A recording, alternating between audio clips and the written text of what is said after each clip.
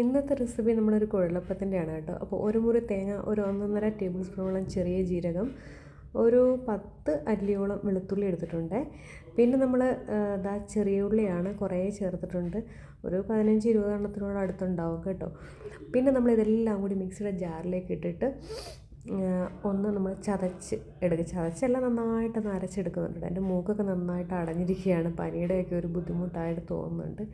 അപ്പോൾ ഇവിടെ ക്ലൈമറ്റ് ഇങ്ങനെ ചൂടാകുക, ചില ദിവസം ഭയങ്കര മഴ, ഇന്നാണെങ്കിൽ നല്ല മഴയായിരുന്നു, ഇന്നലെയാണെങ്കിൽ നല്ല ചൂടായിരുന്നു, ഇങ്ങനെയൊക്കെ പോയിക്കൊണ്ടിരിക്കുകയാണ് കേട്ടോ. അപ്പോൾ ഓണമൊക്കെ അല്ലേ, എന്തായാലും നമ്മൾ സ്നാക്സൊക്കെ ഉണ്ടാക്കാതിരിക്കാൻ പറ്റില്ലല്ലോ. അപ്പോൾ നമ്മുടെ ഓണം സ്പെഷ്യൽ സെക്കൻഡ് റെസിപ്പിയാണ് നമ്മുടെ കുഴലപ്പമാണ് കേട്ടോ. അപ്പോൾ വീറ്റിൻ്റെ മുറുക്ക്, അതായത് ഗോതമ്പ് മുറുക്ക് എല്ലാവരും ഉണ്ടാക്കി കാണുമെന്ന് വിചാരിക്കുന്നു. ഉണ്ടാക്കാത്തവരുണ്ടെന്നുണ്ടെങ്കിൽ ട്രൈ ചെയ്യുക. അപ്പോൾ ഈ ഒരു അളവിലാണ് ഞാൻ എടുക്കുന്നത് കേട്ടോ. വെള്ളത്തിൻ്റെ അളവാണ് ഞാൻ പറയാൻ പോകുന്നത്.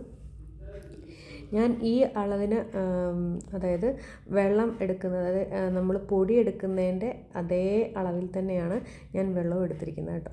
അപ്പോൾ തേങ്ങ നന്നായിട്ട് നമ്മൾ ചതച്ചെടുത്തിട്ട് ആ വെള്ളത്തിലേക്ക് തന്നെ എടുത്തിട്ടിട്ടുണ്ട് കേട്ടോ.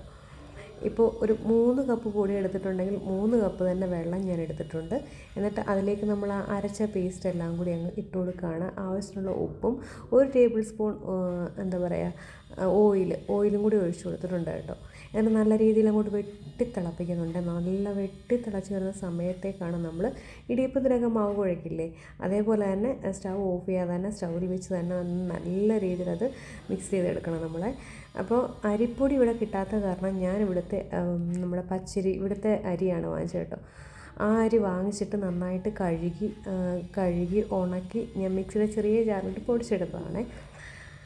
അപ്പോൾ ഞാൻ വെള്ളം തിളച്ച് വന്നപ്പോഴത്തേക്ക് നമ്മുടെ അരിയൊക്കെ, അപ്പോൾ ഒരു കവർ എടുത്തിട്ട് ഞാൻ ജസ്റ്റ് ഒന്ന് എണ്ണയൊക്കെ തൂത്ത് വെക്കുന്നുണ്ട് കേട്ടോ. ഇത് ഒട്ടിപ്പിടിക്കാതിരിക്കാൻ വേണ്ടി, നമ്മൾ പരത്തുമ്പോൾ അത് ഒട്ടിപ്പിടിക്കാതിരിക്കാൻ വേണ്ടിയിട്ടാണ്.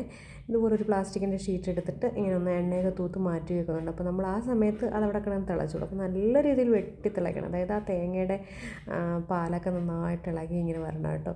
എന്നിട്ട് നമ്മുടെ ഉള്ളിയുടെ പച്ചമണമൊക്കെ ഒന്ന് മാറണം. നല്ല രീതിയിൽ വെട്ടിത്തിളയ്ക്കുന്ന സമയത്ത് പൊടി അങ്ങോട്ട് ഇടുക, നന്നായിട്ട് വേവിച്ചെടുക്കുക പൊടി. ഓക്കെ, നമ്മൾ ഇടിയപ്പത്തിനൊക്കെ എടുക്കുന്ന അതേ ഒരു രീതിയിൽ തന്നെ നമ്മൾ മാവിട്ട് നല്ല രീതിയിൽ കുഴച്ച് എടുക്കുക ചെയ്യുന്നത് കേട്ടോ.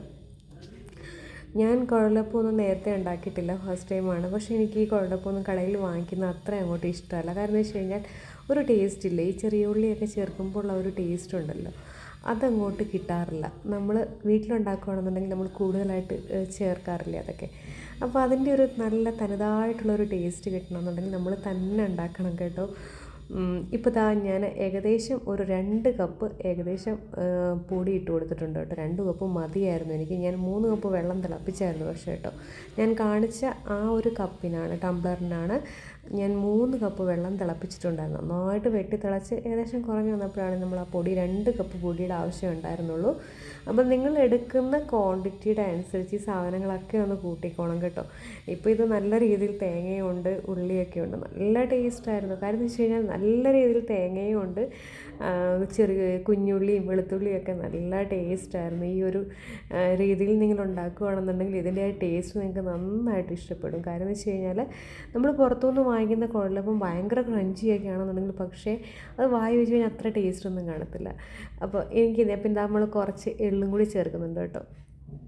നമ്മൾ കുഴലപ്പമൊക്കെ വാങ്ങിക്കുമ്പോൾ കണ്ടിട്ടില്ലേ, എള്ളൊക്കെ കാണുമല്ലോ അതിൽ.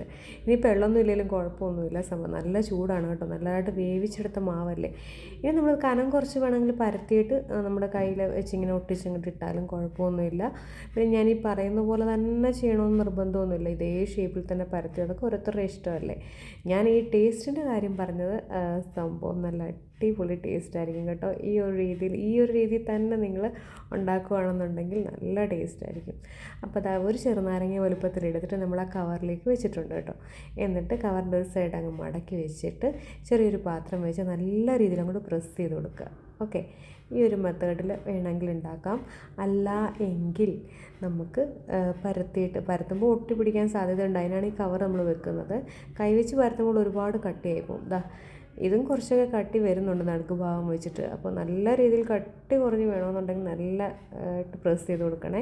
എന്നിട്ട് 2 സൈഡും ഒന്ന് ഒട്ടിച്ച് കൊടുക്കുക, പൊട്ടാതെ ഒട്ടിച്ച് കൊടുക്കുക. എന്നിട്ട് എണ്ണയിലേക്കിട്ട് വറുത്ത് പോരുക. അതിനിപ്പോൾ അറിയാമല്ലോ എല്ലാവർക്കും അല്ലേ. അപ്പോൾ കുഴലപ്പം എന്ന് പറയുമ്പോൾ കുഴൽ പോലെ ഇരിക്കണം എന്നല്ലേ, ചിലവർ നീളത്തിൽ ഉണ്ടാക്കാറുണ്ട്. ഞാൻ ഈ ഒരു രീതിയിലാണ് ഉണ്ടാക്കിയത്. അപ്പോൾ ഈ ഒരു രീതിയിൽ നിങ്ങൾക്ക് വേണമെങ്കിൽ ട്രൈ ചെയ്യാം. പറഞ്ഞ ഈ അളവൊക്കെ ഒന്ന് നിങ്ങൾ ശ്രദ്ധിച്ചാൽ മാത്രം. ഞാൻ 2 കപ്പ് അരിപ്പൊടി എടുത്തിട്ടുണ്ടായിരുന്നുള്ളൂ കേട്ടോ. ഞാൻ 3 കപ്പ് എടുക്കണമെന്ന് വിചാരിച്ചതായിരുന്നു, പക്ഷേ അത് വേണ്ടി വന്നില്ല. 2 കപ്പ് ഇട്ടപ്പോൾ തന്നെ ഒരുപാട് ഉണ്ടായിരുന്നു കേട്ടോ. നമ്മൾ കുഴച്ച് വരുമ്പോൾ ഞാനതെല്ലാം ഇങ്ങനെ ഒന്ന് റോളാക്കി വെച്ചിട്ടുണ്ട്. ഇനി ഇത് ഫ്രൈ ചെയ്തെടുക്കുക എന്നുള്ളത് മാത്രമേ ഉള്ളൂ. നല്ല ഒരു ടേസ്റ്റി ആയിട്ടുള്ള ഒരു കുഴലപ്പത്തിൻ്റെ റെസിപ്പിയാണ്. റെസിപ്പികളൊക്കെ ഇഷ്ടപ്പെടുന്നുണ്ടെങ്കിൽ ലൈക്ക് ചെയ്യാനും ഷെയർ ചെയ്യാനും മറക്കരുത്. ചാനൽ ഇതുവരെ സബ്സ്ക്രൈബ് ചെയ്യാതെ കാണുന്നെങ്കിൽ ഒന്ന് സബ്സ്ക്രൈബ് ചെയ്തേക്കണേ. അതിനോടൊപ്പം തന്നെ ബെല്ലൈക്കണും കൂടി ഒന്ന് പ്രസ് ചെയ്തേക്കണം. അപ്പോൾ നമ്മുടെ ക്രഞ്ചി ആയിട്ടുള്ളതാ നമ്മളുടെ കുഴലപ്പം ഇവിടെ റെഡി ആയിട്ടുണ്ട്. അപ്പോൾ ഓണത്തിൻ്റെ എല്ലാവരും തിരക്കിലാണെന്നറിയാം, എങ്കിലും സമയം കിട്ടുന്ന പോലെ കാണുക, സപ്പോർട്ട് ചെയ്യുക. സമയം ഉണ്ടെന്നുണ്ടെങ്കിൽ കാണുക. ഇഷ്ടമുണ്ടെങ്കിൽ ലൈക്ക് ചെയ്യാനും ഷെയർ ചെയ്യാനും മറക്കരുതേ. അപ്പോൾ നമ്മുടെ കുഴലപ്പം ഇവിടെ റെഡി ആയിട്ടുണ്ട്, കണ്ടില്ലേ? നല്ല ക്രഞ്ചി ആയിട്ട് നല്ല ടേസ്റ്റി ആയിട്ടുള്ള കുഴപ്പമാണ്. അപ്പോൾ നെക്സ്റ്റ് റെസിപ്പിയുമായി കാണും വരെ bye. Thank you for watching.